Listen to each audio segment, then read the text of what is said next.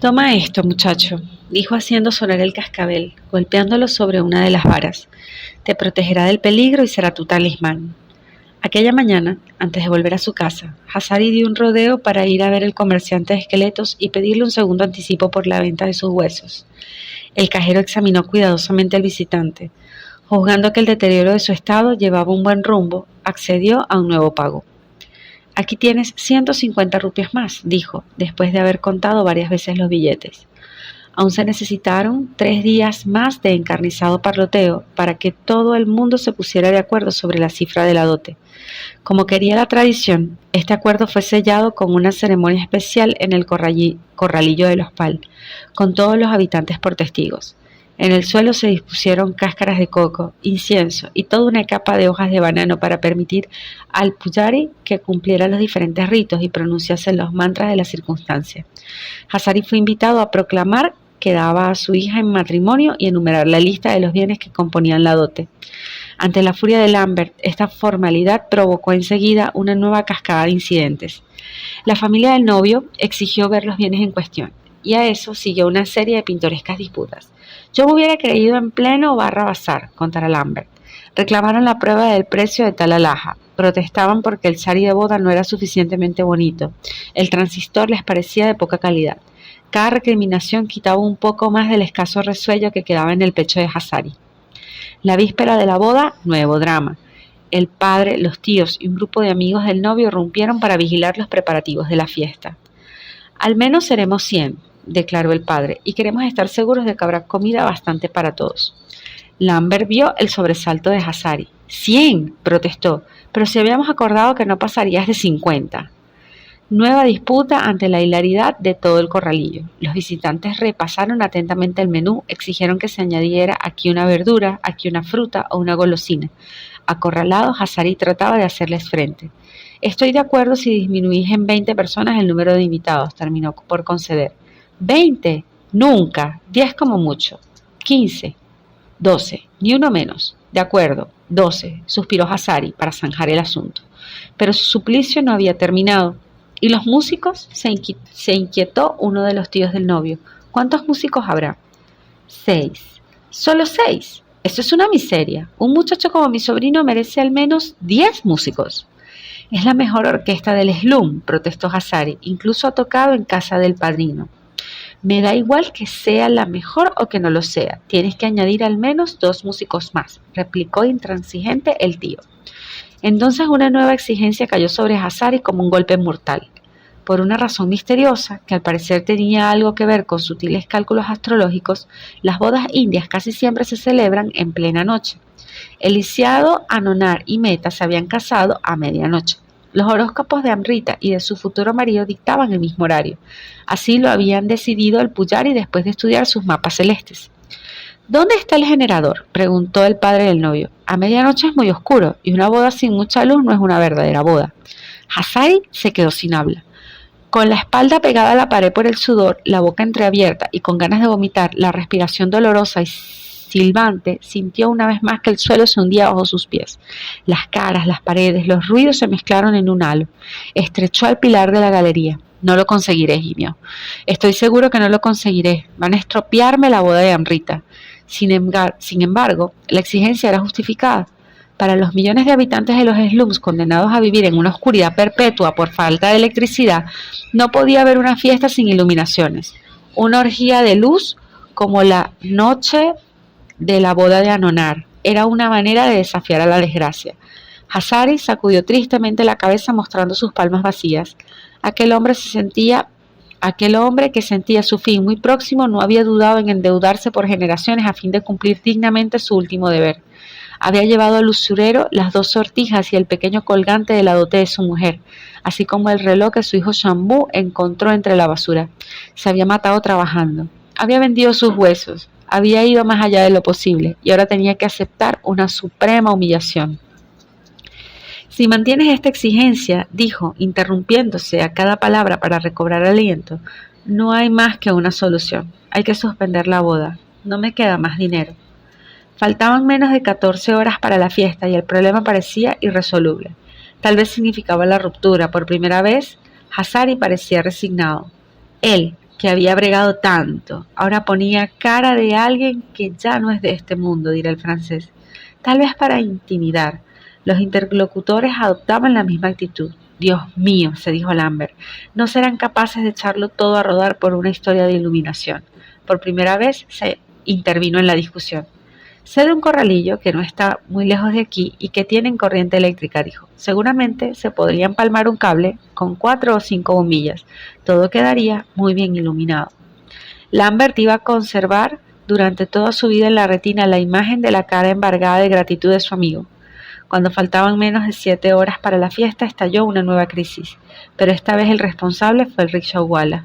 Recordando súbitamente que la fastuosidad de una boda dependía tanto del aspecto del cortejo nupcial como de la celebración, preguntó al padre del novio cómo iba a trasladarse su hijo al domicilio de su futura esposa. Habitualmente ese trayecto se hace en un caballo con gualrapas de oro y de terciopelo. En rickshaw, le informó aquel. Lambert tuvo la sensación de que Hazari iba a sufrir un colapso. En rickshaw, repitió silabeando. ¿Has dicho en rickshaw? El padre del novio asintió con la cabeza. Hazari le fulminó con la mirada. Mi hija no se casará nunca con un hombre que vaya a su boda en un rickshaw, como si se tratara de un vulgar pobre, clamó. Exijo un taxi y un cortejo, si no, no hay boda. La providencia se llamaría una vez más hijo del milagro. Informado de la última diferencia entre las dos familias, el taxista se apresuró a ofrecer su coche para encabezar el cortejo. Esta generosidad conmovió de un modo muy especial al antiguo campesino. En efecto, en aquel mismo coche había tenido un día la mayor revelación de su existencia, al ver cómo las rupias del taxímetro caían como una lluvia de monzón. Este taxi traerá suerte a mi hija y a su hogar, se dijo, alegre y esperanzado. Unas horas después, ante Hazari se producía por fin la visión maravillosa, que era la culminación de tantos afanes. Gran hermano Paul, mira, murmuró con éxtasis, envuelta en su saria escarlata, sembrado de estrellas de oro, con la cabeza inclinada, el rostro oculto por un velo de muselina, los pies descalzos pintados de rojo, los dedos de los pies, los tobillos y las muñecas resplandecientes de las joyas de su dote. Amrita, conducida por su madre y por las mujeres del corralillo, iba a ocupar su lugar sobre la estera de paja de arroz situada en el centro del patio, ante el braserillo donde ardía el fuego sagrado y eterno. Con los ojos desorbitados de dicha, los labios abiertos en una sonrisa que ascendía desde el fondo de su alma, Hazari gozaba del espectáculo más hermoso de toda su existencia, espectáculo mágico que borraba de golpe tantas imágenes de pesadilla. Amrita llorando de hambre y de frío en las noches de invierno en su pedazo de acera, hurgando con sus manitas en los montones de basura del gran hotel, mendigando bajo las arcadas de Schöningen. Instante de triunfo, de apoteosis, desquite final sobre un karma maldito. Estalló una fanfarria acompañada de cantos y gritos, precedió de una compañía de bailarines, travestis, exageradamente maquillados de rojo y de col. El cortejo hacía una entrada grandiosa en el miserable patio ahumado por los chulas. Parecía como si el príncipe de las 1001 noches nos cayera de golpe del cielo, dirá Lambert, con su diadema de cartón brillante de lentejuelas, su túnica de brocado y sus babuchas doradas con incrustaciones de abalorios. El novio parecía un marajá, rodeado de su corte tal como se ven en los grabados. Como anonar antes de ocupar su sitio, el muchacho tuvo que someterse al ritual del pardá, es decir, ponerse el velo para que los ojos de su prometida no pudieran ver su rostro antes del instante previsto por la liturgia. Luego el punjari le indicó por señas que fuera a sentarse al lado de Amrita. Empezó el interminable y pintoresco ritual de una boda hindú, jalonada de mantras en sánscrito, la lengua de los letrados y de los sabios que nadie comprendía en aquel barrio, ni siquiera el brahmán que las recitaba. El público había advertido que el lugar del acompañante de honor permanecía vacío a la derecha de la novia. Este lugar, el primero en la jerarquía del protocolo, Hazari lo había ofrecido a su hermano de miseria, el gran hermano de la chabola vecina, el hombre de Dios que junto con Hijo del Milagro había sido su providencia, su amigo, su confidente. Pero Lambert no pudo ocuparlo. En el momento en que hacían su entrada el novio y su cortejo, una serie de convulsiones había sacudido brutalmente el pecho de Hazari. Se había apresurado a llevar al desventurado al interior de su cuarto. Los ojos y la boca, que muy poco antes se exultaban de júbilo, ahora se cerraban con una expresión de intenso dolor. Cuando cesaron los espasmos, el cuerpo permaneció rígido e inmóvil durante un rato. Luego, como si le hubieran aplicado un impulso eléctrico, el pecho y todos los músculos se contrajeron de nuevo. Los labios se entreabrieron. Eran de color completamente azul, signo evidente de insuficiencia respiratoria. Lambert pasó una pierna por encima de su cuerpo y, apoyándose con todo su peso sobre el tórax, empezó a darle un vigoroso masaje de arriba abajo. La piel pegada a los huesos era tan delgada que tuvo la impresión de abrazar un esqueleto. El esternón y las costillas crujieron bajo sus dedos, empapando de sudor su hermoso panjabi blanco de acompañante de honor. Continuó hasta agotar sus fuerzas. Milagro. Una respiración muy débil, casi imperceptible, pronto hizo estremecer el descarnado cuerpo. Lambert comprendió que había conseguido que el motor volviera a ponerse en marcha. Entonces, para consolidar esa victoria, ofreció a su hermano la mejor prueba de amistad que podía darle. Inclinándose hacia él, pegó sus labios a su boca y se puso a insuflar rítmicamente bocanadas de aire en sus pulmones roídos por la fiebre roja. Lambert contó más tarde lo que pasó luego en una carta al superior de su hermandad. Hazari abrió los ojos. Estaban llenos de lágrimas y comprendí que debía estar sufriendo. Traté de hacer que bebiera, pero el agua le resbalaba por los labios sin que pudiera tragarla. Respiraba muy débilmente. En cierto momento pareció oír un ruido del exterior. Tendió la oreja hacia la puerta. De afuera venía un estruendo ensordecedor, con música y mucho ruido de voces. Sonrió imperceptiblemente al oído todo aquel ruido. Oír que la fiesta se desarrollaba normalmente tuvo un efecto tan beneficioso que quiso hablar. Me acerqué a su boca y oí, gran hermano, y luego palabras incomprensibles. Unos instantes después me cogió la mano y la apretó. Me sorprendió la fuerza con que estrujaba mis dedos. Aquella mano que había sostenido una vara de rickshaw durante tantos años era como una tenaza. Entonces me miró con ojos suplicantes y repitió, gran hermano, y luego unas palabras en bengalí. Esta vez comprendí que hablaba de su mujer y de sus hijos, que me pedía que me ocupara de ellos. Traté de tranquilizarle. Entonces me dije que el fin estaba cerca.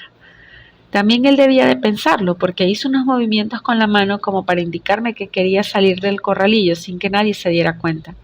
Sin duda temía que su muerte irrumpiera la fiesta.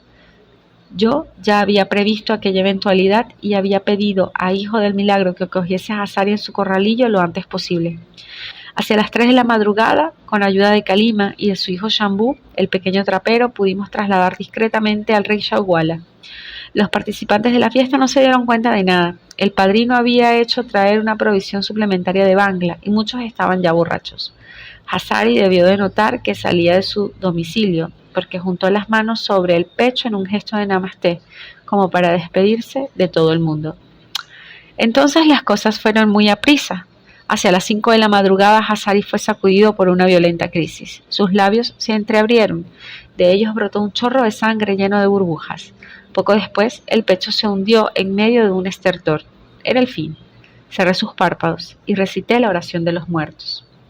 Aún no había transcurrido una hora desde su muerte, cuando unos golpes violentos sacudieron la puerta del cuarto donde Hijo del Milagro y Lambert velaban los restos de su amigo, envueltos en una mortaja de cadi blanco, ornado de una guirnalda de claveles amarillos.